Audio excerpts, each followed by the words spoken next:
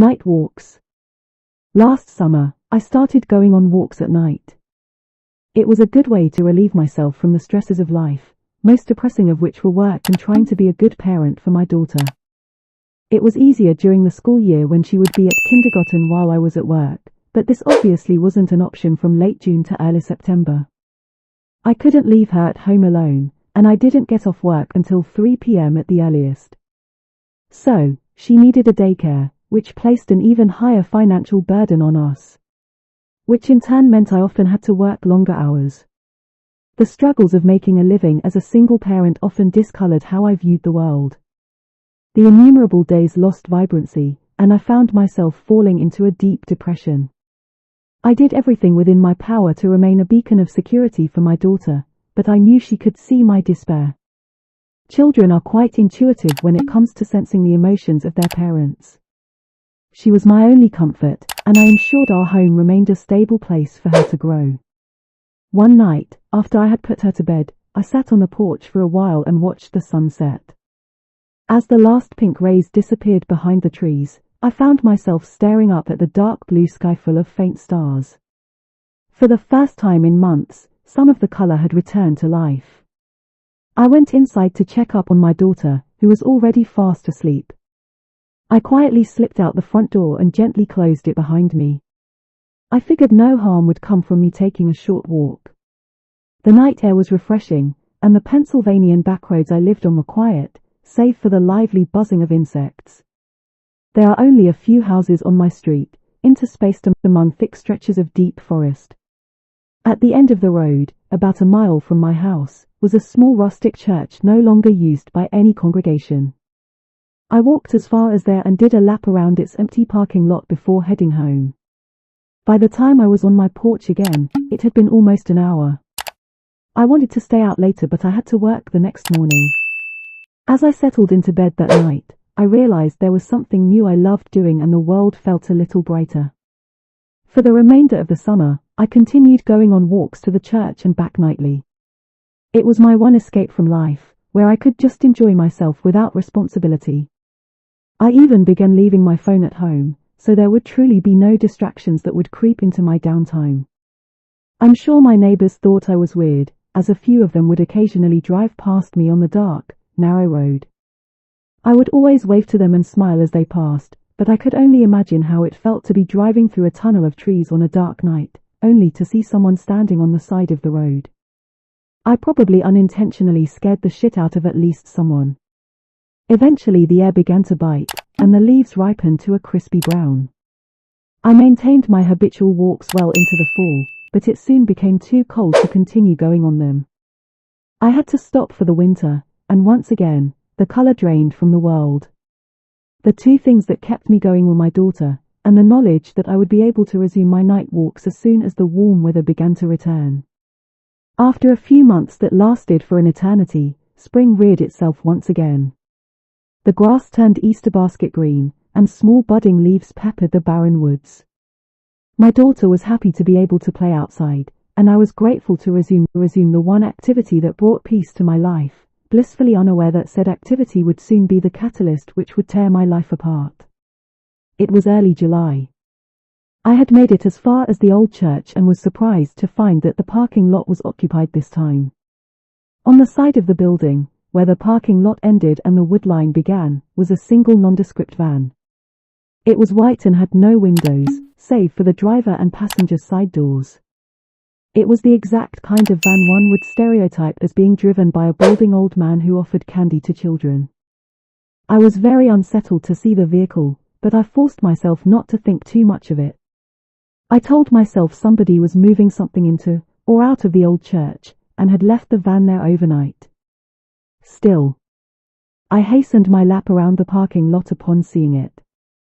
It made me eager to start my trek back home. I found myself walking in the middle of the road. Normally I would walk on the furthest left-hand side so any vehicles coming up behind me could pass easily. But that night, something about the air was different. The rustling of the wildlife around me kept changing between being aggressively heavy and deathly still, and I was afraid when walking too close to the woods. The center of the road made me an easy target for an oncoming motorist, but at least nothing could reach out and grab me unexpectedly. When I was about a third of the way back home, I heard something in the forest I hadn't heard before. It sounded like a distant voice, faintly echoing through the trees, though I couldn't hear it very clearly. My skin chilled and my breath halted. I crept forward slowly. The only thing continuing to propel me onwards was the thought that I had to get home to be truly safe. I soon fully understood what it was that I was hearing. It was a woman's voice, maybe some 100 feet or so back into the woods. She was crying. Sobbing. Her voice was strained, and she sounded like she was in agonizing pain. Immediately, dozens of scenarios played out in my mind, each one more terrible than the last. I then remembered that I did not have my phone on me. Who, or whatever was in those woods, I had a responsibility to my daughter. I had to ensure my own safety, so I sprinted home as fast as my legs would carry me. It still took my almost 5 minutes to get there. When I got inside, I immediately called 911 and told them there was a woman in the woods near my home. It took the police 15 minutes to arrive at my door. When they did, I told them what had happened. Those damn officers couldn't wrap their heads around why I was out walking to begin with. It took another 20 minutes for them to even drive to where I had heard the voice and shine a light into the woods. Nothing. They told me someone would do a search of the area the next day. I didn't sleep that night. No matter how hard I tried, I couldn't stop thinking about the voice. I also couldn't escape the feeling that the police didn't take my claim seriously. They would though. Morning came. I dropped my daughter off at daycare and I went to work. I was drowsy, and my performance suffered as a result. By the time I had gotten off work though, I had completely forgotten about the events of the night prior. Said events remained out of mind until I was driving back home and saw 3 squad cars parked on the side of the road, next to where I heard the voice. An officer was next to one of the vehicles and waved me to pass by. I slowed down and asked him what had happened. He was vague but said there had been an accident. From how he looked across from me and back, I could tell he was hesitant to speak freely in front of my daughter. I felt my stomach drop but kept driving. I knew right away, something terrible had happened. I wouldn't find out until a day later though, when everyone in our community was talking about it. A body had been found in the woods. The body of a young woman. College age, to be specific. There were deep lacerations all over her. The investigators determined that she had been horribly abused elsewhere and left to bleed out in the woods alone. It had been a slow, torturous death, and it could have been prevented if someone had only helped her in time. I told the police about the white van I had seen next to the church that night. Of course, nothing ever came of it. Nothing came of the rest of the case either. It went completely cold. I saw the faces of the grieving parents on the news, talking about the incredible person their daughter had been. Every time I saw her face, I was reminded of my own daughter. A terrible fear overwhelmed my life, the fear of knowing she was being raised into a world where something like that could potentially happen to her someday. I started drinking after that. Routinely, like clockwork, until I would stop thinking and be able to fall asleep. I also stopped taking night walks. For a while anyway. Why would I want to risk experiencing something like that again? But then the realization set in that, maybe, I could have done something. What if I had conquered my fear and just called out back to her? What if I had my cell phone on me, and I was able to call for help right away? Who was to say whoever had murdered the first woman wouldn't leave another victim to die in the woods? I started taking my walks again, about 2 months after the incident. I took my time during them, trying to drag them out for as long as possible. By lingering, I figured I was maximizing the possibility of hearing somebody else if they needed help.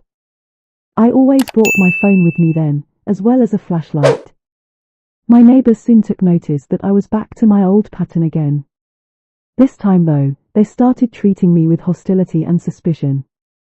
Never mind that I was the one who heard the young woman and called the police. I was now the weird man who was still stalking the roads after a local tragedy. They stopped waving to me casually when we passed each other. If we met in public, they would pretend they didn't see me. My daughter even told me that many of the kids she went to school with said I was a freak, and that their parents instructed them to avoid me. By extent, that included her. At nights, my walks lasted longer each time. I became obsessed with the thought that maybe, if I stayed out just a little bit longer, I would have the opportunity to help someone else. It reached a tipping point when I had just gotten home from a walk but couldn't escape the feeling that that night was different. I had to work the next morning, but how could one day's performance at my job ever compare in value to the life of another person? I went on a second walk that night. I heard nothing. Nothing happened. My performance was terrible the next day. My boss even sent me home early. Normally I got off work an hour before my daughter was let out from daycare, but now I had most of the day still ahead of me. I decided to take a nap for a few hours. I figured I'd set my alarm and be awake before I had to go pick her up. However, in my tired state, I had forgotten to change my alarm from AM to PM. I was woken up 15 minutes after I was supposed to have been there for her, by the sound of my phone ringing as she called to ask where I was. She wouldn't say anything to me as we drove home.